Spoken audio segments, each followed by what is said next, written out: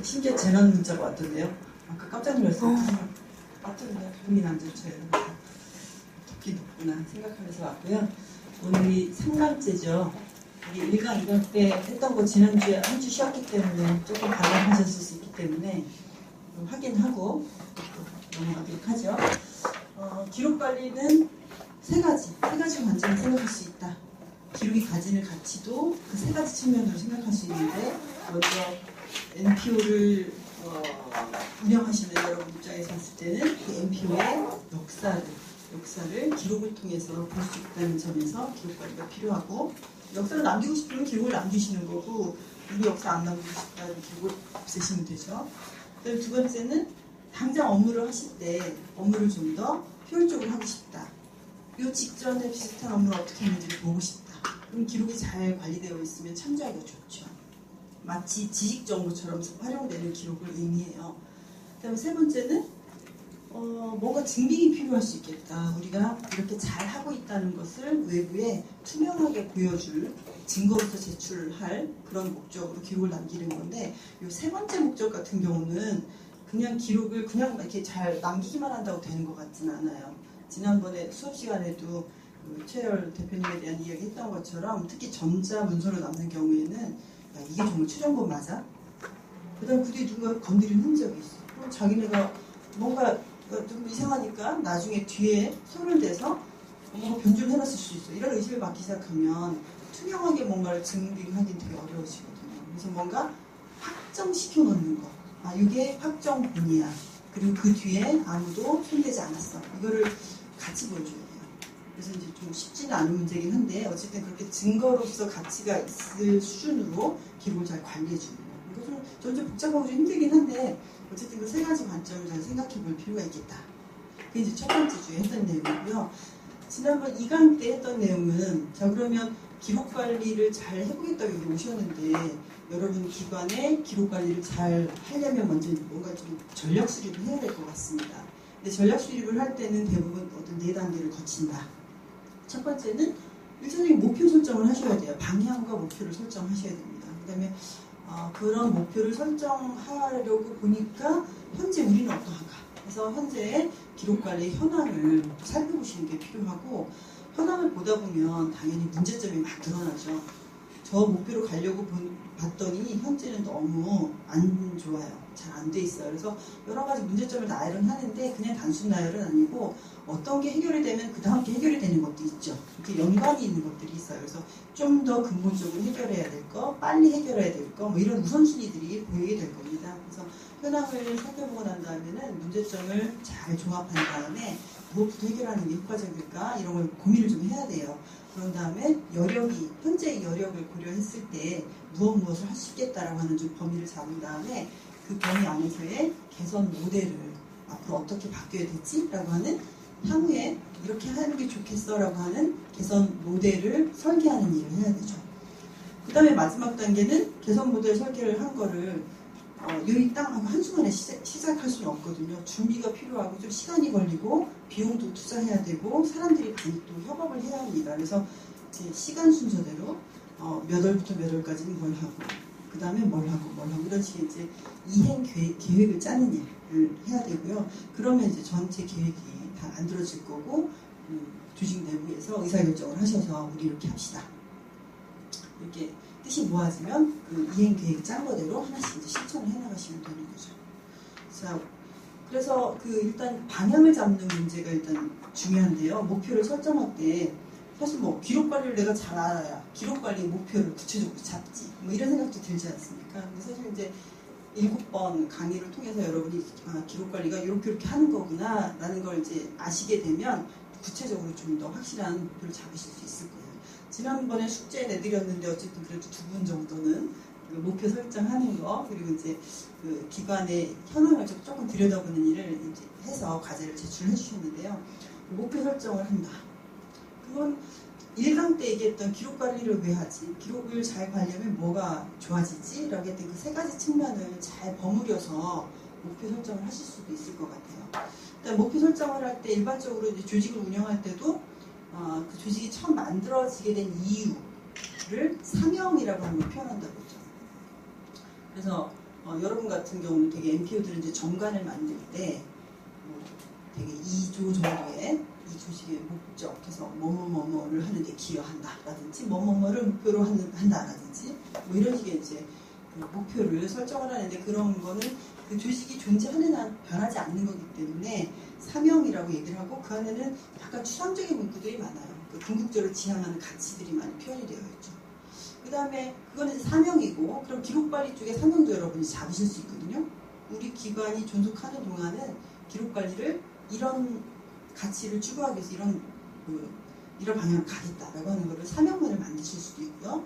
그 다음에 비전은 중장기적인 목표, 그 사명을 달성하는 과정이 이렇게 뭔가 단계별로 질적화를 할 수 있기 때문에 좀 눈에 좀 가시적으로 보이는 그 목표를 잡을 수가 있는데 그걸 비전이라고 하고 우리는 2016년 그러니까 내년 말까지 한번 목표를 잡아보자 이렇게 말씀드렸잖아요. 그래서 올해 몇 개월 남았고 내년 1년 남았으니까 한 1년 반 정도면 조금 그래도 가시적으로 볼 수 있는 그런 시야에 있으니까 2016년 비전, 기록관리의 비전 이렇게 세워볼 수 있을 것 같아요. 그러면 그 세 가지 그 기록관리를 했을 때 우리가 얻을 수 있는 효과를 잘게 버무려서 문장을 하나 만들어 본다면 어떻게 만들어 볼 수 있을까요? 그 세 개를 이렇게 잘 버무려서 예를 들면 그 우리 단체는 우리가 업무 활동을 한 결과를 기록으로 잘 남기고 관리해서 업무를 활동을 효율적으로 진행할 수 있도록 하고 좀 나열적이긴 하지만 그리고 회원을 포함한 주요 이해 당사자들에게 우리의 활동을 투명하게 잘 보여주며 우리의 활동이 후배 세대 또는 후대에 잘 기억되도록 한다. 뭐 이런 식의 문장에도 괜찮을 것 같아요. 그럼 약간 좀 추상적이긴 하지만 그런 목적으로 기록관리를 잘 해보자. 뭐 이런 식의 추상적인 목표 형성은 될 것 같고 그럼 2016년까지는 뭘 할까? 아직까지 그 역사가 좀 오래됐는데 한 번도 과거에 남겨졌던 기록을 잘 관리하거나 이렇게 수집해서 관리하지 못했다면 뭐 그런 거를 하나의 일덩어리를 잡아서 일단은 현재까지 우리 단체의 활동 역사를 기록으로 잘 추스려서 컬렉션을 만들어 관리하겠다. 뭐 이런 목표를 가지실 수도 있고 뭐 주역에는 사실 이제 기록 관리가 지금 당장 업무를 잘 효과적으로 수행하는 데 도움이 된다니까 솔깃하잖아요.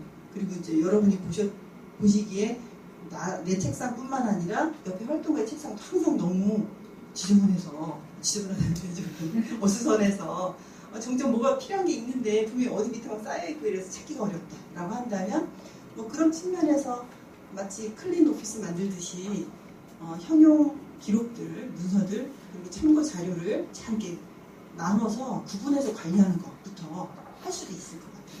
그래서 그런 거를 모든 활동가들이 약간의 훈련을 통해서 그리고 약간의 이제 이걸 꼭 해야 되니까 해야 된다라는 인식, 교육을 통해서 인식을 하고 그걸 실천해 나가는 그걸 이제 습관화시키는 그런 걸 목표로 잡을 수도 있을 것 같고요. 그리고 아까 말씀드린 대로 증거 자료로서 기록을 남기는 일은 나중에 법정에서조차 증거력이 있어야 되기 때문에 그게 나름의 그 관리 절차를 통해서 좀 잘 안전하게 증거력을 갖춘 상태로 보존될 필요가 있거든요.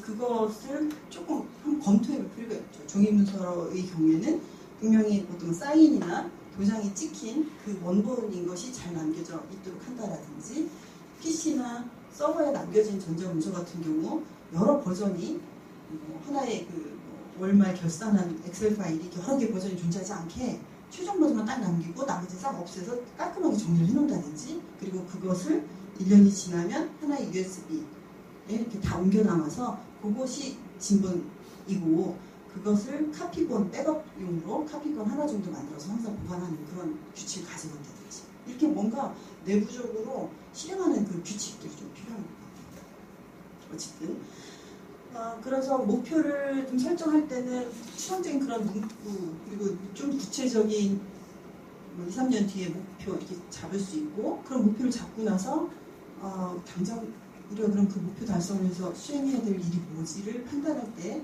분석하는 기법 한 가지 해봤죠. 수학 분석 이런 거 해볼 수 있었죠.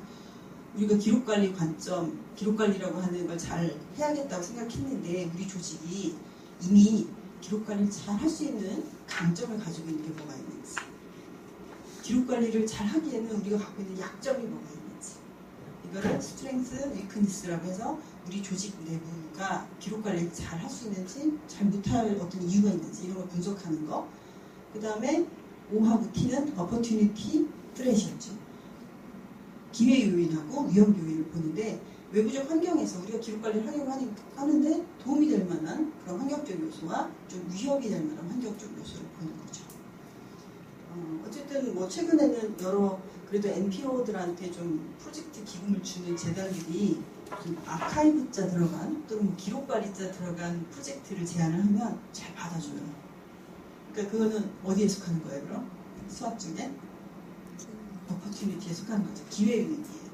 그래서 좀 단체가 활동을 오랫동안 해왔고 나름 우리나라 역사에서 이 단체의 활동이 굉장히 의미가 있다라고 생각되시는 단체는 사실은 우리 역사적으로 잘 정리를 해야겠어요. 어디에 흩어졌는지 잘 모르겠는데 잘 수집도 좀 해야겠고, 예전 멤버들, 오비들 불러 모셔서 구술도 좀 해야 되겠고, 기타 등등 이렇게 해서 우리 단체의 활동을 좀 더 기록하려 하겠는데 그 자체가 우리나라의 역사의 한 부분을 기록하는 것과 같아요. 이런 내용을 담아서 프로젝트를 신청을 하면 내부 정리도 좀 잘 될 수 있고, 그 다음에 그 자체가 잘 남겨지게 되면 우리나라 전체적으로 굉장히 좋은 일이라고 생각이 돼요.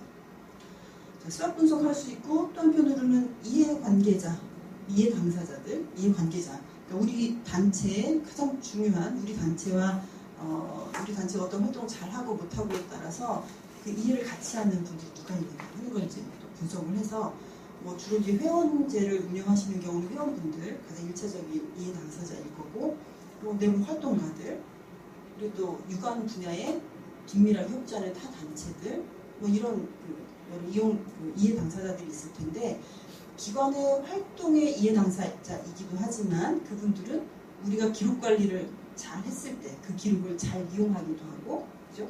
그 기록을 이용해서 참조할 수도 있는 기록의 이용자분이기도 하죠. 기록에도 이해 당사자가 될 수 있어요. 근데 조금 기관의 이해 당사자하고 그 우리 기관의 기록의 이해 당사자하고는 약간 좀 폭은 좀 다를 수 있어요. 기록의 이해 당사자로 얘기를 한다면 조금 더 폭을 넓혀서 만약에 환경 관련 단체다 그러면 환경 문제에 대해서 연구자 집단까지, 그죠? 그 기록을 보고 싶어 할 거거든요. 그리고 또 인권 관련된 단체다라고 한다면 인권 문제에 관심 가진 연구자들, 그런 사람들이 기록을 보고 싶어 할 거예요. 그래서 기록의 이해관계자는 조금 더 어떻게 보면 폭이 넓을 수도 있다. 대부분 현재 기관이 활동을 하는데 이해관계자들은 지금 현재 집행하고 있는 일들에 관심 있는 사람들이 많잖아요.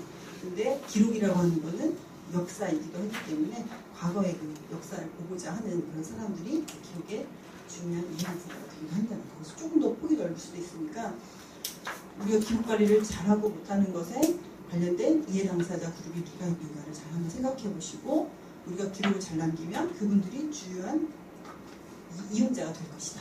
그 사람들은 우리한테 어떤 기록을 보기를 원할까? 뭐 이런 걸 잘 생각해 볼 필요가 있겠죠. 목표 설정하고 우리의 상태, 기관의 상태에 대해서 수학 분석도 해보고, 기록의 이해 관계자들도 한번 생각해보고, 그 다음에 해볼 수 있는 거는 이제 우리의 한 상태, 기관의 기록 관리 수준이라든가 이런 상태를 한번 점검을 해보셔야 되는데, 뭐 제일 먼저 해야 될 거는 우리 기관의 조직 상태가 어떠한가, 그건 그냥 지금 현재 보면 돼요. 근데 이제 기록 관리를 현행의 기록 관리만이 아니라 역사 기록까지 잘 관리하려고 할 때는 과거에 우리 단체의 조직의 변천사를 봐야 돼요. 그죠? 옛날에는 어떤 조직 규모가 어땠었고, 어떤 부서들이 있었고, 또한 뭐 몇 년 지나서 또 어떻게 변해서 활동을 했었고 하는 그런 전체 변천사를 볼 필요가 있고요. 그 다음에 업무 기능을 한번 살펴보자라고 했는데, 왜냐하면 기록이라고 하는 게 여러분이 활동을 하는 과정에서 그리고 활동을 한 결과로 만들게 되는 것들이거든요. 엄밀하게 얘기하면 여러분이 꼭 직접 만든 것뿐만 아니라 접수한 것까지 포함이 되죠. 타 단체에서 팩스가 왔다든지 회원이 가입 신청서를 내면 그건 여러분 직접 만든 게 아니라 회원이 작성한 거잖아요. 하지만 그게 굉장히 중요한 기록물이죠. 그래서 여러분이 활동 과정에서 접수하거나 직접 생산하게 된 것들이 이제 기록이기 때문에 그럼 그 활동이 뭐뭐가 이루어졌는지를 봐야 되거든요. 그러면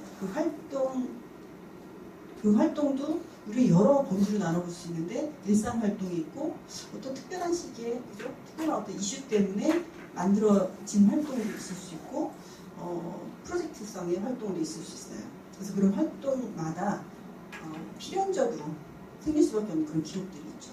그래서 그런 기록들을 찾아보는 거예요. 옛날 기록을 좀 찾아서 관리할 거면 옛날에 이런 활동을 했어? 그럼 관련된 기록이 회의록이 있어야 되겠는데 또는 계획서가 있어야겠는데 또는 뭐 결과 보고서가 있어야겠는데 충분히 짐작 가능하죠. 이런 활동을 했다면 어떤 기록이 만들어져야만 해. 그거를 찾아보는 거예요. 혹은 지금 현재라면 이런 활동을 우리가 하고 있으니까 이런 기록들이 만들어져야 해. 기록 관리를 수동적으로 생각하면 현재 우리 책상에 어찌어찌 하다 보니까 활동을 하다 보니까 남겨진 문서가 있어요. 걔를 잘 추출해서 관리하는 거 이렇게 생각할 수 있고요. 좀 더 능동적으로 생각하면 우리가 아까 얘기했던 역사적 가치, 업무 활용적 가치, 증빙적 가치 이런 가치를 잘 발현시킬 수 있도록 기록을 관리하려면 이 활동을 했을 때는 이런 기록은 반드시 있어야겠는 걸. 그래서 어떤 경우는 여러분이 기록을 만드는 만드는 방식이 그런 증거력을 갖기엔 좀 부충한 것 같아요. 그러면 증거력을 갖추는 방식을 만들게 해야 되는 거예요. 그래서 좀 더 능동적인 기록 관리는 기록을 어떻게 만들어야 되는지까지 다시 생각하게 합니다. 근데 기록은 1차적으로는 신뢰성이 있어야 돼요. 기록이 신뢰성 있게 만들어진다는 거는 영어로 얘기하면 full and accurate 이라고 이렇게 표현을 하거든요. full이라는 건 그 안에 내용이 충분히 담겨 있어야 되는 거예요. 그리고 accurate 해야 되는 건 정확히 해야 된다는 거죠. 거기에 우리가 뭐 7월 29일 날 이렇게 세 번째 특강을 했는데 누군가가 보고서 잘못 써갖고 7월 30일 날 했다 이렇게 써놓으면 그건 틀린 거잖아요. 팩트를 잘못 담은 거거든요. 오류죠, 오류. 그래서 당연히 기록으로 남겨질 문서에는 정확한 정보가 있어야 되고 또 하나는 풀 해야 된다는 건 예를 들면 여러분 이제 회의를 했어요. 그래서 회의록을 만들었는데 그날 뭐 한 5가지 안건을 가지고 5가지 종류 결정을 했어요. 회의록에 뭐 이런 안건 5가지 참석자, 참석시, 장소, 결정사항 딱 이렇게 남길 수 있겠죠. 근데 사실은 그 5개의 안건 중에 4개는 뭐 너무나 뭐 쉬운 이야기고 이미 합의가 된 거라서 후닥닥닥 이렇게 결정을 했어요. 근데 마지막 하나는 그 안에 이제 서로 이해가 충돌이 돼서 서로 의견이 많았고 격렬하게 토론을 했고 실제 회의가 1시간인데 50분은 그걸 가지고 얘기한 거예요. 그래서 어렵게 결국은 합의는 안 되고 내부에서 다수결에 의해서 어떤 안이 채택이 됐다는 거죠.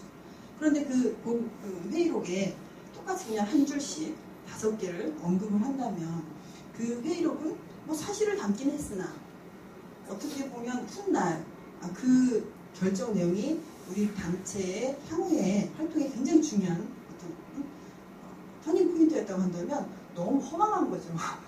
그 당시에 그 회의가 어떤 식으로 진행이 됐고 어떤 의견들이 있었는데 팽팽하게 의견 대립이 되다가 결국은 어떤 결정이 나게 되었고 그로 인해서 그 뒤에 우리 단체가 이렇게 활동이 바뀌었다고 한다면 그건 너무 좀 단순하기도 하고 그죠? 좀 불충분한 기록이라는 거죠.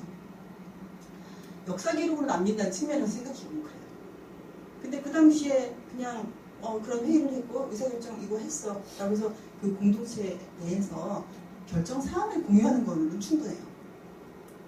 자, 그래서 지금 이제 기록관리의 기록이라는 게 가질 수 있는 가치를 3가지 측면을 생각해 볼 때 한편으로 그 첫 번째 얘기했던 역사적 가치로서의 의미를 여러분 자꾸 되새기게 되면 내부에서 문서를 만드는 방식이 좀 바뀔 수 있어요. 이게 나중에 10년 뒤에 30년 뒤에 누군가가 보게 되었을 때 우리 단체가 이때 어떤 고민을 했었는지 하는 그 자체가 잘 전달이 되고 있나 그런 거를 담는 쪽으로 정말 그 내용이 충실하고 신뢰성 있게 담기도록 노력을 하시게 될 거예요. 지금은 바빠서 그냥 이렇게 행정적인 처리 뭐 이런 것을 하기 바빠서 팩트를 넣는 것에 불과한 그런 문서를 만들었다고 한다면 향후에는 바뀔 수도 있다는 거죠. 그런 부분에서 이 기록을 어떻게 만들도록 할 것이냐까지 생각하게 하는 게 이제 기록관리다 이렇게 보실 수가 있어요. 업무를 살펴보는 이유는 기록이 이렇게 업무에서 만들어지기 때문이다 뿐만 아니라 뭐예요. 나중에 문서가 이렇게 하나씩 그냥 낱개로 돌아다녀서는 이게 맥락을 알 수가 없거든요. 그래서 그 문서가 어떤 업무 과정에서 나온 건지를 같이 알게 되면 훨씬 더 문서를 이해하기 쉽다는 거죠. 그래서 우리는 이제 문서, 기록은 항상 분류를 하는데 그 가장 기본적인 분류 체계로 가장 많이 쓰이는 게 업무 활동 분류라는 거예요. 그래서 업무 활동의 종류를 대기능, 중기능, 소기능 이런 식으로 좀 계층 구조를 갖는 분류 체계를 만들어 놓고 이 문서, 이 기록 덩어리는 이 업무 기능에서 나온 거야 라고 디스크립션 한다고 하는데 기술을 해주면 설명 정도를 달아놓게 되면 이 문서가 어떤 맥락에서 만들어진 거구나 해서 나중에 이용하기에 굉장히 좋다는 거죠. 분류 같은 경우는 여러분이 뭐 다른 업무를 하실 때도 항상 분류를 한다. 뭔가를 분류한다는 거에 터프함에 대해서 아마 경험을 하신 분도 있을 거라고 생각이 되는데 실제로 기록을 분류할 때도 분류책을 만드는 게 간단치는 않아요. 분류를 만드실 때 근데 잊지 말아야 될 거는 현재 여러분이 하고 있는 업무 활동에서 만들어지는 기록 분류하는 거는 여러분이 자신감 갖고 만드시면 돼요. 여러분 단체가 어떤 활동을 하는지 잘 아시잖아요. 그래서 한 두세 계층의 업무 기능 분류하셔서 거기에 기록들이 분류가 되도록 하시면 돼요. 근데 이제 옛날 기록은 좀 문제예요. 옛날에 여러분이 그 단체에 계속 있지 않았던 경우는 그 당시에 활동을 하셨던 선배님들을 모셔다가 분류를 하는 게 제일 정확하죠. 뭐 그렇게 하면 돼요. 하면 되는데 어떤 경우는 되게 이제 분류의 터프함은 그런 거죠. 한 99개는 잘 분류가 돼요. 명백해요. 근데 한두 개는 꼭 여기 가야 될 것 같기도 하고 저기 가야 될 것 같기도 하고 애매한 게 좀 생기거든요. 근데 그건 너무 고민하지 마세요. 아무 때나 그냥 넣으시면 되지 않겠어요? 분류를 해서 관리를 시작하는 게 중요한 것이지 한두 개 잘 분류 안 되는 것들은 너무 머리 아프게 생각하지 마시고 근데 이제 분류를 하는 거는 이 기록이 이런 업무에서 만들어졌다라고 하는 그 맥락을 알려주는 거 하나 하고 또 하나는 그 분류한 것대로 그 덩어리대로 나중에 처분을 해요. 근데 기록은 이게 제가 아까 앞에서 계속 남긴다 표현을 했지만 또 하나의 목표는 잘 버리는 거예요. 너무 많은 기록이 만들어져요. 그래서 정말 필요한 것만 남기고 적절한 시점에 더 갖고 있어봐야 불필요한 것들은 없애자. 이게 기록관리도 목표이기도 해요. 그래서 항상 기록이 만들어졌을 때는 기록을 잘 묶은 다음에 걔에 대해서 이건 5년 정도 보존하면 되겠어. 5년 동안 증거로 제출해야 될지 몰라. 5년 동안 보존을 해야 돼. 회계 서류 같은 거. 근데 그 이상이 됐을 때는 보자는 사람도 없을 거고 이게 무슨 우리 단체의 역사를 보여줄 것도 아니야. 그러면 이렇게 서로 그득하게 차지하는 것보다 버리는 게 낫죠. 그래서 잘 버리는 것도 되게 중요한데 잘 버리려면 기록 덩어리별로 정확한 보존 기간을 잘 책정해놓는 게 필요해요. 근데 그 보존 기간을 책정할 때 너무 힘들잖아요. 일단 1차적으로는 회계 서류처럼 최소한 5년간은 보존해야 된다. 이게 이제 법적으로 있는 요건이기 때문에 그런 요건을 적용하는 거 하나 하시고 나머지는 업무 활용에 필요한 기간 이거는 여러분 스스로가 다 결정해야 돼요. 업무 담당자분들이 결정해야 되는 거예요. 업무상으로는 2년간 보존하면 되겠어요. 그 다음 마지막 제일 어려운 게 역사적 가치를 보는 거죠. 등비으로는 5년만 갖고 있으면 되지만 이게 굉장히 중요한 우리 단체의 역사 발자취인 것 같아. 그러면 그건 연구보존해야 되잖아요. 그래서 연구보존할 것들을 찾아내는 거 그게 어려운데 그걸 판단할 때 업무 활동을 보는 게 좀 도움이 되는 거죠. 업무 활동 중에 좀 중요한 핵심 업무, 우리 단체의 고유한 핵심 업무에 해당하는 거기서 나오는 문서들은 좀 더 장기 보존해야 될 것이고 굉장히 일상적인 업무, 지원 업무 이런 것들은 짧게 보존해도 될 것 같아요. 그래서 업무 활동의 중요도, 그 당시에 우리가 어디에 어디에 방점을 찍어서 활동을 했던가 그 중요했다고 생각하는 활동의 기록들을 보존기간이 좀 길어지는 쪽으로 생각하면 되죠. 제가 최근에 쓸까 하다가 안 쓰기로 마음먹고 계속 서 있었다는 생각이 드네요. 자, 분리에 관한 얘기를 한 가지 더 해보면 기록을 어떤 카테고리, 어떤 범주로 만들어서 분류할 거가 하는 거는 그 범주들이 그대로 기록을 찾으실 때 이렇게 틀의 형태로 우리가 마치 PC에 폴더 책에 만들어 놓듯이 그런 체계로 기록을 찾아갈 수 있게 해주는 역할을 해요. 그러면 기록들이 많이 있는데 그 상부 구조에 그 기록의 구조가 분류 체계로 나타나는 거거든요. 그럼 그 분류 체계를 통해서 우리 단체가 이런 활동을 했고 이런 기록, 그래서 그 결과를 이렇게 남아있구나 라고 그간의 활동의 전모를 그 분류 체계를 통해서 확 알게 되는 거예요. 그래서 그 분류 체계가 되게 중요하거든요. 그런데 그 분류 체계는 그러면 굉장히 누군가가 막 연구를 하면 A 기관의 분류 체계가, 기록 분류 체계가 딱 정답으로 나올 거냐? 그런 건 없어요. 분류 체계를 만드는 것은 또 한편으로 보면 우리 기관은 이런 일이 중요했던 기관이야. 여러분이 생각하기에 같이 있었다고 생각하는 그런 내용들을 분류책에 뽑아주는 거예요. 여러분 그 푸코가 말과 사물이라는 책의 서문에 혹시 그 책 보신 분 있어요? 내용을 다 까먹어갖고 굳이 찾아갖고 분류가 갖는 어떤 힘을 얘기하면서 푸코가 그 책의 서문에다 예시한 내용이 있어요. 고대 중국 백과사전에 보면은 동물을 분류를 쭉 해놓은 분류체계가 있는데 제가 한번 읽어드릴게요. 동물을 분류를 해놓은 거거든요. A. 황제에 속하는 동물. B. 향료로 처리하여 방부 보존된 동물. C. 사육하는 동물. D. 젖을 먹는 돼지. E. 인어. F. 전설상의 동물. 이게 쭉 나가다가 뒤에 가면 광폭한 동물. 뒤에 또 셀 수 없는 동물. 셀 수 없는 동물이 뭔지 모르겠어요. 또 주인 없는 개. 또 더 뒤에 가면은 멀리서 볼 때 파리같이 보이는 동물. 너무 웃기죠? 근데 이게 백과사전에 고대 중국에 근데 이걸 딱 보면서 딱 느낌이 오시지 않아요? 그 당시에 과학적 지식의 수준이나 황제를 중심으로 운영됐던 그 체계 하에서는 있을 법한 얘기잖아요. 그리고 동물을 이 세계에 존재하는 모든 동물을 보는 게 아니었을 거고 중국에서 볼 수 있는 동물만 봤을 테니까 그걸 가지고 분류를 한 거거든요. 그래서 미셸 푸코가 얘기할 때도 분류는 역사적 맥락을 담는 거다. 분류라는 게 항상 임의적일 수밖에 없고 변화할 수밖에 없고 한편으로 어떻게 보면 자의적일 수밖에 없는 거다. 그래서 여러분이 그 분류체계를 만들 때 너무 막 강박에 시달리지 않으셨으면 좋겠어요. 우리 기관의 분류체계를 잡을 때 자신감 있게 해서 여러분만큼 더 잘 그 기관에 대해서 알 수 있는 사람은 없거든요. 그래서 분류체계를 여러분의 가장 중점적인 활동은 좀 더 많이 나타나야죠. 뭔가 좀 시간을 덜 쓰고 적게 한 일은 분류체계가 적게 나타나야 해요. 뭐 그런 식의 균형감만 있으면 분류체계 만드는 데 큰 문제는 없을 것 같아요.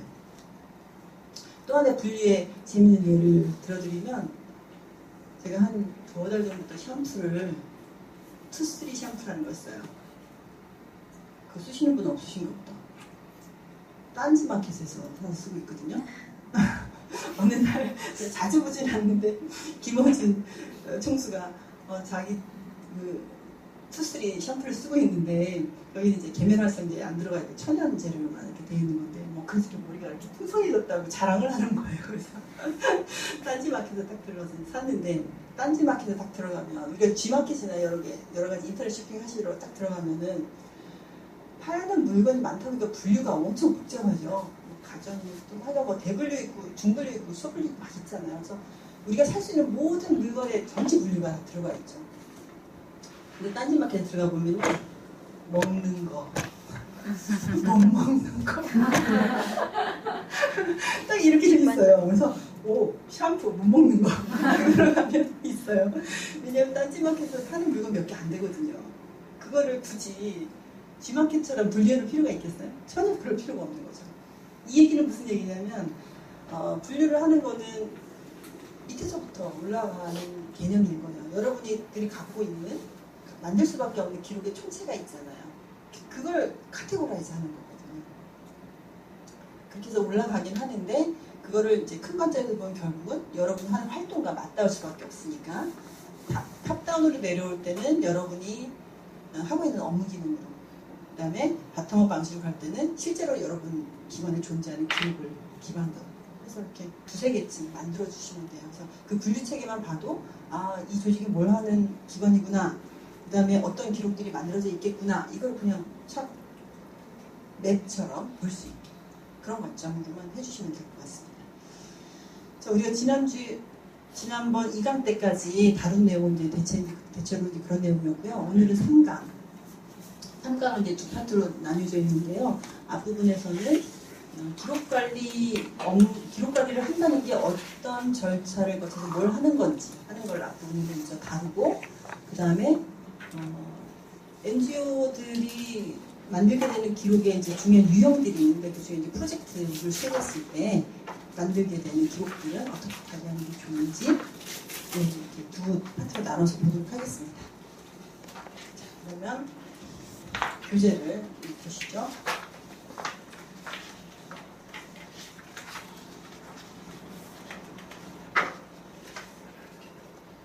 자, 3강의 1번에 보면 기록물 관리 절차 개요. 기록물 관리를 하려면 제일 먼저 해야 될 거는 기록과 기록이 아닌 것을 구분해야 됩니다. 그래서 제가 여러분이 업무에 필요치 않은 거를 갖고 있을 일은 없으니까 업무에 필요해서 갖고 있는 어떤 것들이 있는데 그 안에는 기록과 단순 참고 자료가 섞여 있을 거다.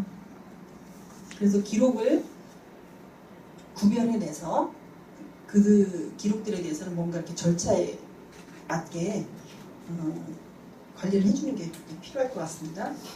그래서 참고 자료와 기록을 이제 구분한다는 건 어떻게 해야 될까? 여러분이 어떤 업무를 수행하면서 직접 만든 문서들, 그리고 또 윗분에게 필요하다면 이제 결제를 받는다거나 보고를 했다거나 하는 그런 내용들은 다 기록이죠. 접수한 것 중에서도 타 기관이나 이런 곳에서 뭔가 이렇게 문서, 그쪽 기관의 기록인 것을 이쪽에 뭔가 시행하기 위해서 보내주는 거, 이런 것도 다 기록이죠. 접수 기록. 생산 기록과 접수 기록이 있겠고, 그 다음에 단순 참고 자료라고 하는 것은 여러분이 업무를 수행하면서 여러 가지 지식이 필요해요. 그리고 참고할 여러 가지 정보가 필요해요. 그걸 인터넷에서 찾기도 하고, 책을 참조하기도 하고, 뭐 논문을 다운받기도 하고, 여러 가지로 하게 됩니다. 그리고 누구한테 이야기를 듣고 메모를 해놓기도 하죠. 그런 내용들은, 그죠? 그런 내용들은 나중에 종합이 돼서 결과 보고서에 담기거나 이렇게 되겠죠. 그래서 결과 보고서에 담기면 그건 기록이 되지만 결과물이 나오기 전에 과정 중에 단순히 참고했던 여러 가지 자료들은 기록으로 포함되지는 않는다는 거죠. 근데 어떤 경우는 아주 희귀 본 도서가 있어요. 책이긴 책인데 지금은 절판돼서 사기도 어렵고, 그 다음에 그 과제를 수행하기 위해서 어렵게 통해서 그 책을 구해서 그거를 뭐 복사를 했어요. 그래서 제본을 했어요. 근데 그 안에는 지금 내가 수행하는 과제에 정말 필요한 중요한 그 정보가 들어있고, 연관된 과제들을 수행할 때 굉장히 중요한 정보가 포함이 돼 있어요. 그래서 이거를 잘 활용을 했으면 좋겠어요. 그럼 둘 중에 하나예요. 대부분 단체에서도 이렇게 서가가 있어서 참고 도서류를, 그죠? 꼭 굉장히 중요하고 필요한 참고 도서류를 활동가와 회원이 같이 공유할 수 있게 도서관처럼 작게 운영을 하기도 하시죠. 거기다 관리하는 방법도 하나 있고요. 이건 그렇게 돼서 혹시 유실이 되거나 했을 때 너무나 치명적이 됐다, 너무 중요한 기록이다, 중요한 문서다, 또는 중요한 자료다라고 생각이 되면 기록으로 포함시키셔도 돼요. 기록으로 포함시켜서 그 과제를 수행하는데 이런 중요한 자료를 참고를 했음을 기록으로 이렇게 하나로 같이 포함시켜도 상관없습니다. 어떤 하나의 문서가 이거는 절대적으로 태어날 때부터 기록이고 이건 절대적으로 태어날 때부터 기록이 아닌 거다, 이런 건 없는 거예요. 다만 너무 많이 또 모든 것을 기록으로 포함을 시키시게 되면 관리하기가 너무 버거워요. 그래서 나중에 그 기록물만 딱 남았을 때도 어떤 일이 어떤 순서대로 진행이 된 거로군, 그걸 알 수 있을 정도, 그런 정도를 좀 필요한 걸 선별하시는 게 좀 필요하죠. 그리고 참고 자료는 일시적인 참고 자료도 있고 다른 연관 프로젝트를 수행할 때 참고할 만한 자료일 수도 있단 말이죠. 그랬을 때는 나 혼자 볼 게 아니라 다른 활동가들도 공유하는 게 필요하다고 생각될 수 있어요. 그럴 때는 공용 서가에 참고 도서류를 꽂아놓는 곳에 놓고 같이 활용하는 게 필요하다고 보여집니다. 그리고 목본, 사본, 발췌본 이런 것도 많이 있을 수 있죠. 어딘가에 있어요. 이미 있는 자료고 쉽게 볼 수 있는 자료인데 내가 옆에서 이렇게 가까이 보기 위해서 복사를 해왔을 수 있죠. 그런 복사본 자료 되게 많은데 이제 그런 건 이제 과감히 이면지로 쓰셔야죠. 그리고 이제 기록만 남기시는 걸로 하고요. 자, 그 밑에 이제 표에 보시면 그래서 그럼 우리가 기록인 것과 그렇지 않은 것 구분 한번 해보자. 그래서 한번 실습 데이터를 드렸는데요.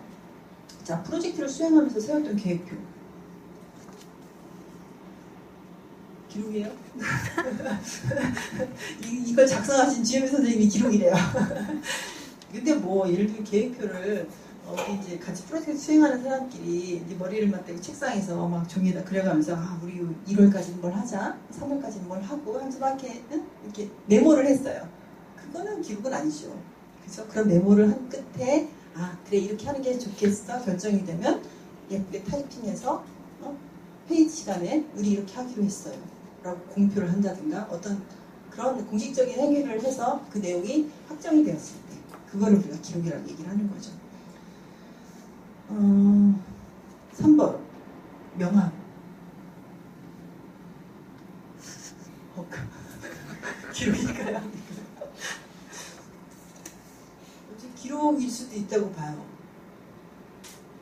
근데 이제 이 군의 연락처를 우리가 앞으로도 계속 활용해야 되고 다른 활동가들도 알았으면 좋겠다고 한다면 뭐 되게 단체마다 이런 컨택 포인트들도 그쵸? 어디까지 같이 입력해서 관리하시죠. 정보로서는 그렇게 입력하시면 될 것 같고 그 명함은 딱 한 장 있다. 그리고 그게 정말 되게 좀 의미 있었다. 그분을 만나서 이 직접 명함을 받은 게 굉장히 의미 있는 일이었다. 그러면 이제 기록물에 끼워 넣으셔도 좋을 것 같아요. 6번에 보니까 현지조사를 위해서 가져갔던 태양광 패널. 박물류 예상하는 거죠. 그러니까 이제 문서류만 기록이 아니라 박물류, 시청각 기록물, 그 영상 같은 거 이런 것도 다 기록일 수 있는데요. 현지조사를 위해서 가져갔던 태양광 패널. 이게 엄청 크면 곤란하죠. 관리하기 너무 힘들어요. 그죠? 예전에 예를 들면 공출연, 공해 주방, 연합회 이런 데서 한강에 배 띄워가지고 이렇게 정말 역사적인 어떤 퍼포먼스를 했다. 그 퍼포먼스를 할 때 썼던 뭔가 도구들이나 이런 게 있다고 한다면 이제 그런 거는 또 그죠? 남겨서 언젠가 전시를 하거나 할 때, 교육을 시키거나 할 때 중요한 전시물로 활용할 수도 있을 것 같아요. 근데 이런 물건들을 전부 다 기록으로 관리하는 거는 우리가 기록이다 아니다를 판별할 때 또 하나 감안해야 될 거는 이게 우리가 관리할 수 있을까? 여력이 될까? 이걸 갖다가 잘 안전하게 보관할 공간이 있나? 이런 것도 분명히 생각을 하셔야 돼요. 그래서 그 타당성이 있어야 됩니다. 우리가 여력이 안 되는데 무조건 다 남기겠다 이러면 곤란한 거죠. 현지에서 식사하고 챙긴 영수증. 이건 너무너무 필요할 것 같아요. 당장 그죠? 그 비용 받으려면 영수증 제출해야 되잖아요. 10번에 보니까 프로젝트 보고서인데 총 10부를 인수한 것 중에 한 부를 가지고 있어요. 10부가 있다는 거죠. 10부 중에 프로젝트 보고서도 분명히 한 부는 남겨야 될 텐데요. 되게 이렇게 프로젝트 보고서는 아까 얘기했던 그 도서류 참고할 수 있는 자료를 꽂아놓는 곳에 당연히 또 한두 부 있어서 회원들도 보고 활동가들도 봐야 될 거고요. 그 다음에 기록으로 남기는 부분에도 한 부는 남겨주시는 게 좋을 것 같습니다.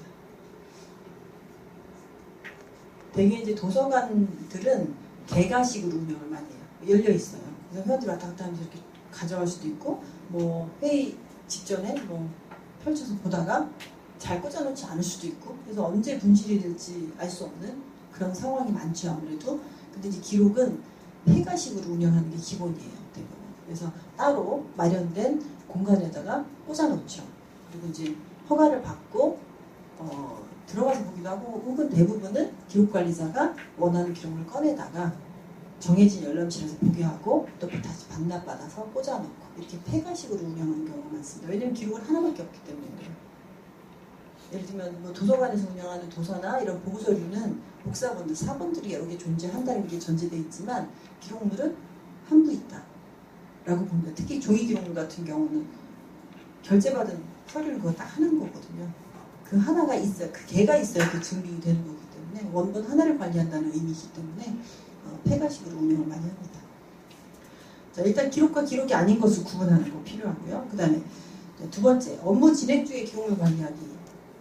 자, 기록 관리는 여기 이제 활동가들 한 분 한 분이 제대로 그 절차나 방법을 숙지해서 해줘야 됩니다. 그래서 이제 업무 하시는 한 분 한 분의 입장에서 한번 보도록 하죠. 자, 종이 기록은 진행용 철에 편철한다. 뭐 이런 괜히 좀 전공 용어 같은 게 나오는데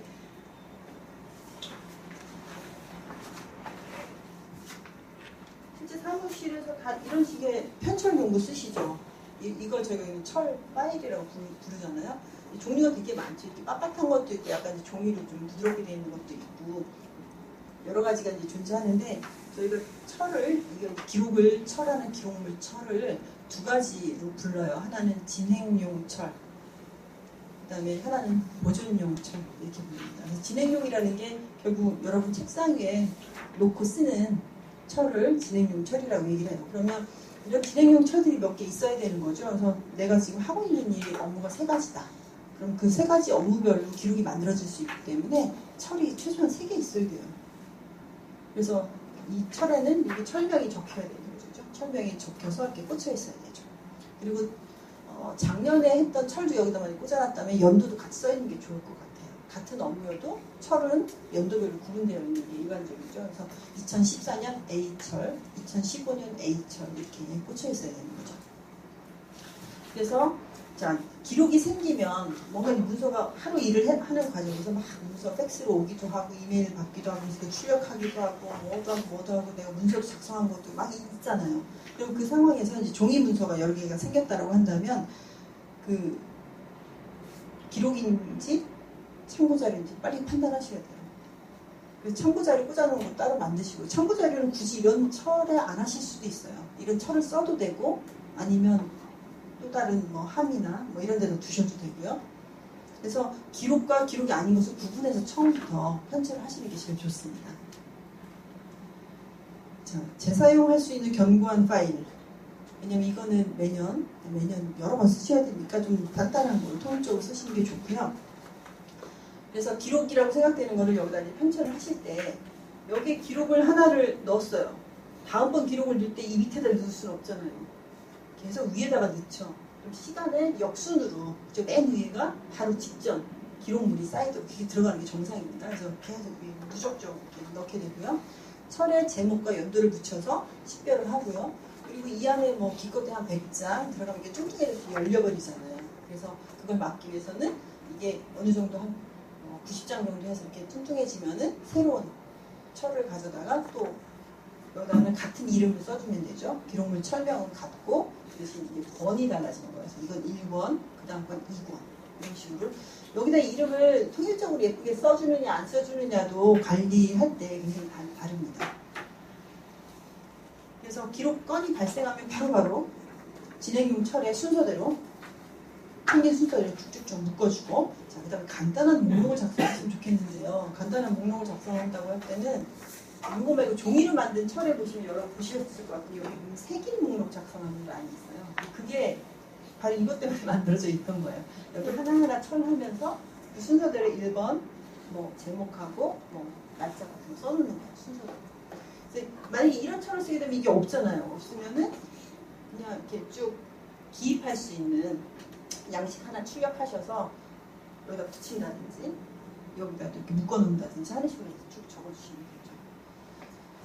근데 요즘은 종이 기록을 많이 만드시지는 않기 때문에 그렇게 뭐 많이 수기를 해야 될 일은 많지는 않을 거라고 생각이 돼요. 전자기록은 어떻게 하면 돼요? 전자기록은 여러분 각자 이제 업무용으로 쓰는 PC나 노트북에 업무별로 뭔가 폴더 구조를 만들어주셔야 되고 그 해당 업무 밑에 진행용이라고 하는 이름의 폴더 하나 만드시면 좋을 것 같아요. 그 진행용 안에는 여러분이 문서 만들다가 채 완성 못해서 중간 저장해 놓은 법 이런 거 다 있을 수 있는 거죠. 그리고 한번 보고 했는데 이거 좀 수정하라고 해서 또 수정본 만들어서 버전 1, 버전 2, 버전 3 이런 것도 많이 있을 수 있는 거죠. 그러다가 어느 순간 됐어 이거대로 합시다라고 확정이 되면 어떻게 해요? 걔 하나만 확정된 거거든요. 그래서 걔는 진행용에 있으면 안 되고 어떻게 돼요? 다른 폴더로 옮겨줘야 돼요. 그러고 나서 여러분이 좀 더 이렇게 정보 관리를 잘 하려면 진행용 폴더에 있었던 과거 버전들은 과감히 버려주시는 게 제일 좋아요. 근데 이제 우리는 항상 미련이 있죠. 내가 이런 아이디어도 있었고 저런 아이디어도 있었고 그래서 버전 1에는 이런 아이디어가 들어가 있고 버전 2에는 이런 아이디어가 있어 언젠가 이걸 또 꺼내서 쓸 수 있을 것 같아서 미련을 두고 이렇게 안 버려요. 근데 보게 되든가요? 거의 안 보게 됩니다. 머릿속에 있으면 됐어요. 그래서 최종 확정된 거 이외의 거는 꼭 살리고 싶으면 그 안에 들어가서 필요한 정보만 꺼내서 다른 이름으로 참고 자료 쪽에 두세요. 만들어주세요. 아니면 다 버리세요. 그게 여러분이 덜 헷갈리는 길입니다. 나중에 그냥 PC에서 찾기 해가지고 막 어떤 키워드 넣고 찾으면 막 여러 버전의 유사한 문서가 막 10명씩 나오면 막 어디에 뭐가 있는지 좀 짜증나죠? 스스로. 그래서 뭔가 문서가 하나가 확정이 되면 최종 버전이 확정이 되면 나머지 이전 것들은 과감히 없애는 그런 걸 습관화를 잘 하셔야 됩니다. 자, PC나 노트북에는 업무 기능명이나 프로젝트명, 용도 뭐 이런 것들 이름을 계층적으로 이렇게 폴더명을 잘 해서 구성을 해주시고 진행 중이라고 하는 폴더를 좀 만들어서 운영을 하시는 게 좋을 것 같습니다. 그리고 확정된 문서는 별도의 폴더에 옮겨서 저장하시고 진행용 폴더는 좀 정리를 하시는 그런 걸 습관하시면 좋겠어요. 자, 그 다음으로 이런 식으로 이제 매일매일 업무를 하시다가 기록물 정리를 전체적으로 해야 될 때가 있어요. 자, 기록물 철을 종결한다. 컷오프한다. 이건 뭐냐면 이 기록물 철에 업무를 하면서 문서가 계속 쌓여요. 1권, 2권 생겼어요. 막 쌓이는데 이걸 계속 쌓을 수는 없잖아요. 그래서 대부분은 뭔가 철 종결을 해줘요. 업무는 계속 되지만 언젠가 이 기록물을 좀 끊어내는 필요가 있어요. 그래서 얘는 이제 확정해서 이렇게 어딘가에 안전하게 보관을 해야 된다는 거죠. 그걸 우리가 이제 종결한다, 컷오프한다라고 얘기를 하는데 뭐 1년 단위로 하시면 되죠. 연 단위로. 대부분의 일상 업무는 양이 많지 않으면 그냥 연 단위로 하시면 돼요. 연말 연시에 올 2015년 한 해를 되돌아보면서 여러 가지 이제 정리 회의도 하고 막 하실 텐데 그런 거 하실 때 이틀, 3일 딱 기간 두셔갖고 기간 내에서 기록물 정리 기간 사실 하루만 해도 돼요. 하루 정리 기간 해서 기록물들을 전부 정리하는 그런 일을 하시면 되는데 그러면은 이 종이 기록에 편철됐던 내용들은 지금 이게 진행용 철이었잖아요. 얘를 이제 옮겨 담아야 됩니다. 보존용 철에. 사실 이건 보존용으로 쓰이는 철인데요. 그럼 이제 다른 데 만들어뒀던 그 기록물을 가지고 와서 이쪽에 옮겨 담는 거예요. 근데 옮겨 담기 전에 이렇게 봤더니 내가 업무를 3가지를 진행해서 3개의 철을 만들어 놨었거든요. 근데 한쪽에는 그냥 업무가 막 잘 진행이 돼갖고 막 3권이 생겨버렸는데 나머지 2개는 찔끔 처음에는 열심히 하려고 했던 건데 기록건이 뭐 10건, 2건 이렇게밖에 안 생긴 거예요. 그런 경우도 있을 수 있죠. 그러면 이거를 그냥 기록물 철로 주기엔 너무 기록건이 좀 적고 기록건이 그렇게 적다는 거는 처음에는 어떻게 뭐 기획은 해서 잘 하려고 했다가 상황이 변해서 흐지부지 됐거나 업무가 좀 그냥 흐지부지 됐을 가능성이 높아요. 그러면 그거를 기록물 철 하나를 만들기에는 좀 그렇거든요. 그래서 필요하다면 2건을 좀 합쳐서 하나의 업무 카테고리 명을 줘가지고 기록물철을 합칠 수도 있어요. 합철한다고 하고요. 그 다음에 이쪽 업무는 또 너무 권이 3번씩이나 됐는데 그 안에도 잘 생각해보면 약간 단계별로 좀 나뉘어질 수 있을 것 같아요. 기록물이. 그러면 정리를 하시면서 기록물을 아예 좀 잘 나눠서 기록물철 3개로 만드실 수도 있어요. 분철한다고 얘기해요. 권을 만든다는 거는 걔는 어차피 한 덩어리인데 볼륨이 그냥 크기 때문에 1권, 2권, 3권 가는 그런 개념이고 그런 거라고 생각했는데 그게 아니라 내용적으로 좀 구분이 되는 그런 기록물들이 있다라고 했을 때는 기록물 철명을 아예 달리해서 2-3개로 분철을 해줄 수도 있다는 거죠. 그런 분철, 합철 등등을 하는 일이 이제 기록물 정리 기간에 하는 일들이에요. 그래서 어차피 이제 1년 동안 생산된 기록이 다 눈앞에 있는 거죠. 그걸 양을 좀 보고, 그다음에 성격이나 내용을 좀 들여다보고, 본인이 제일 잘 알죠. 자기가 만든 기록이니까. 그래서 적절한 기록 철명 다시 잡아서 보존용 철에 적어주고, 그다음에 기록의 목록도 분철 합철됐기 때문에 진행용 철에 있던 목록 그대로 갖다 붙일 수는 없거든요. 다시 한번 재정리해주는 작업을 거치고, 그다음에 진행용 철에 있는 기록을 이제 거꾸로 돼 있잖아요. 가장 12월 31일 날 만든 문서가 맨 위에 있을 거잖아요. 그거 꺼내서 이제 여기다 넣기 시작하는 거죠. 그럼 어떻게 돼요? 다시 역순으로 들어가겠죠. 그러면 맨 위에 1월 1일 날 만든 문서가 올라오게 되겠죠. 다시 이제 한 건 한 건 확인하면서 옮겨 담습니다. 그래서 실제로 목록에는 있는데 기록이 없을 수도 있어요. 왜냐하면 여기에 꽂혀 있다가 참조할 일이 있어서 찾아가지고 빼서 가지고서 보다가 다시 꽂아놨어야 되는데 잊어버리면 뭐 유실될 수도 있어요. 유실되면 찾아야죠. 어디 그 기록 갖고 있는 사람 하면서 이제 누가 이거 가져갔나 찾아가지고 회수도 하고 그런 작업을 해야 됩니다. 자, 이렇게 만약에 철이 한 3개, 4개가 만들어졌다. 그러면 이 철을 자주 사용할 것 같으면 철 상태로 꽂아놓고 보는 게 제일 좋고요. 꺼내서 바로 봐야 되니까. 근데 이거를 뭐 자주 볼 일은 없고, 근데 얘가 좀 안전하게 잘 보존되는 게 필요하다고 생각이 되시면 이게 이제 보존 상자예요. 보존 상자로 해서 이 보존 상자 안에 이런 철이 6, 7개 정도 들어가요. 넣는 거예요. 넣어서 소가에 이렇게 꽂아놓게 되죠. 여기에는 항상 레이블, 라벨을 붙일 수 있게 되어 있어요. 이렇게 뚜껑을 열면 얘는 기록물 철들이 여기에도 라벨이 다 붙어 있으니까 어떤 내용이 들어갔는지 알 수 있고요. 이거 꺼내기 전에도 여기에 어떤 철들이 있는지 목록이 있어서 여기에 내가 원하는 기록물이 있겠구나 열어서 보고 딱 집어낼 수 있도록 그렇게 관리를 하게 됩니다. 이 보존 상자 같은 경우는 어쨌든 기록물철이 넘어지는 일도 막아주고, 기록물철 잘못 놓으면 이렇게 넘어지고 그 안에 기록물 막 꾸겨지고 이래요. 또 이렇게 습한 날 지나고 나면 종이가 그 안에서 막 꾸글꾸글해지기도 해요. 그래서 그런 걸 막아주기 위해서 잘 고정시켜주는 역할을 하고요. 뭐 여기에 라벨을 붙일 때 어떤 순서로 뭘 붙이고 하는 거는 이미 이제 규칙 같은 게 잘 만들어져 있기 때문에 정하기만 하면 돼요. 라벨을 출력해서 붙여주면 되니까. 이 보존 상자는 색깔이 여러 가지 다양하게 있어요. 그래서 첫 강의 시간에 말씀드렸었죠. 제가 이제 고양시 시민회 컨설팅 할 때는 5년 보존 기간짜리는 뭐 예를 들면 연두색, 10년 보존할 거는 뭐 노란색, 뭐 장기 최종 뭐 끝까지 보존할 건 빨간색, 뭐 이런 식으로 색깔을 좀 세네 가지로 달리해가지고 담아놨더니 예쁘더라고요. 자, 전자기록을 정리할 때도 아까 가능하면 그때그때 문서가 확정이 되면 그 문서의 예전 버전을 지워주세요 그렇게 얘기했지만 그때그때 뭔가 미련이 남아서 못 지웠을 수 있죠. 하지만 1년 단위로라도 PC도 한 번씩 정리를 해주시는 게 좋아요.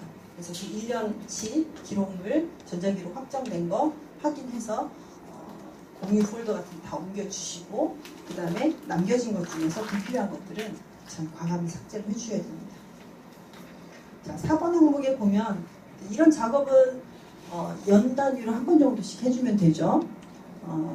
일상 업무는 연말 연시 해주면 될 거고 프로젝트 업무는 좀 다르죠. 프로젝트 업무는 그 프로젝트가 종료되면 바로 해주셔야 돼요. 프로젝트가 종료되면 바로 합니다. 근데 그 프로젝트가 3개월짜리도 있을 수 있고 3년짜리도 있을 수 있죠. 그래서 3년짜리 같은 경우는 완전히 종결은 아니지만 그래도 연도마다 한 번씩 해당 프로젝트의 기록물이 어떤 상황에 있는지를 점검하는 정리를 해주셔야 돼요. 자, 4번 기록물 보관 장소. 그렇게 정리를 했는데 그럼 보관을 어디다 할 거냐. 이거는 정하시기 나름이긴 한데 혼자 추진하는 업무의 진행용철은 당연히 자기 책상에 있어야죠. 공동으로 추진하는 업무의 진행용철은 정하셔야 돼요. 그게 이제 그 프로젝트의 매니저, 프로젝트 책임자 쭉 책임자 대부분 아마 정해줄 거예요. 우리 어디다 놓고 같이 공유하자. 공유하기로 한 서가에서 보존하면 될 거고, 그다음에 보존용 철하고 보존 상자, 뭔가 다 정리한 기록물이죠. 이거는 업무에 활용하는 기간 동안에는 팀별 공용 캐비넷에 보관하는 게 좋겠고,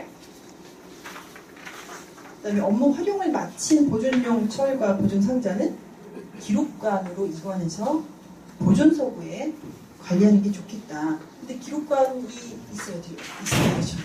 여기서 말하는 기록관이라고 하는 거는 여러분 기관의 기록을 관리하는 특별한 조직과 공간을 의미합니다. 그래서 뭔가 좀 그래도 조금 시검장치라도 되어 있는 조그마한 공간이라도 좀 있어서 거기에 서가가 좀 있고, 거기는 좀 중요한 기록물이 들어있는 경우에는 항원 항습 장치가 좀 돼 있어서 기록물이 좀 오랫동안 변하지 않게, 누렇게 변하지 않게 잘 보존될 수 있도록 해주고, 아무나 들어가서 기록물 빼가지 않도록 할 수 있는 그런 공간이 좀 필요하고, 그걸 관리해줄 수 있는 사람이 필요하죠. 물론 그 일만 할 수는 없겠죠. 다른 활동도 하지만 기록관리 업무도 같이 병행해줄 전담자도 필요합니다. 자, 여기까지 일단 좀 1시간이 좀 지나서요. 여기까지 보고 좀 잠시 10분 정도 쉬었다가 그 다음에 진행하도록 할게요.